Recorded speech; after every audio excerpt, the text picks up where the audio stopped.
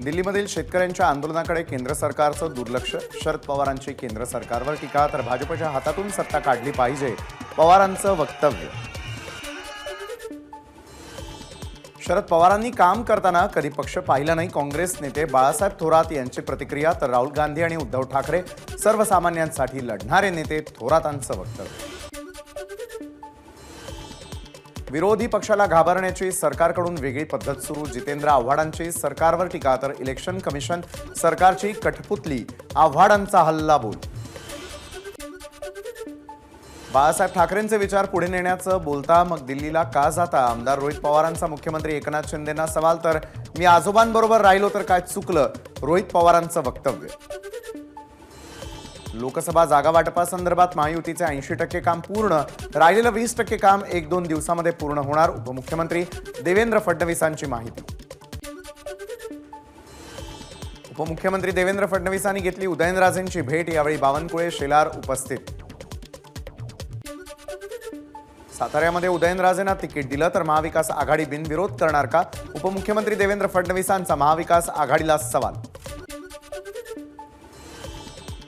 कोल्हापूर लोकसभा निवडणुकीमध्ये शाहू महाराजांना वंचितचा पाठिंबा, शाहू महाराजांना निवडून आणण्यासाठी काम करू, प्रकाश आंबेडकरांची प्रतिक्रिया। उद्धव ठाकरे आणि वंचितची युती आता राहिली नाही, शिवसेनेनं महाविकास आघाडीला प्राधान्य दिलं, प्रकाश आंबेडकरांचं विधान। वंचितचे अध्यक्ष प्रकाश आंबेडकर आणि प्रकाश शेंडगेंमध्ये लोकसभा निवडणुकीच्या पार्श्वभूमीवर चर्चा, प्रकाश शेंडगेंच्या ओबीसी बहुजन पार्टी सोबत वंचितची युती होण्याची शक्यता। प्रकाश आंबेडकर आणि आम्ही एकत्र आलो तर राजकीय भूकंप झाल्याशिवाय राहणार नाही, ओबीसी नेते प्रकाश शेंडगेंची प्रतिक्रिया। काँग्रेसमध्ये जात-पात कधी पाहिली जात नाही, विरोधी पक्षनेते विजय वडेट्टीवारांची प्रतिक्रिया, तर उद्यापर्यंत तिकीट वाटप जाहीर होईल, वडेट्टीवारांची माहिती। 2019चा बदला घेण्यासाठी आढळराव पाटील निवडणूक लढवणार असतील तर सर्वसामान्य शेतकऱ्यांच्या मुलानं लोकसभेमध्ये जाऊच नये का? शिरूरचे खासदार अमोल कोल्हेंचा सवाल। विधानसभेसाठी जनसुराज्य पक्षाचा विचार करा, जनसुराज्य पक्षाचे विनय कोरे यांची महायुतीकडे मागणी, तर लोकसभेसाठी आम्ही महायुतीकडे कोणत्याही जागेची मागणी केली नाही, विनय कोरेंची प्रतिक्रिया।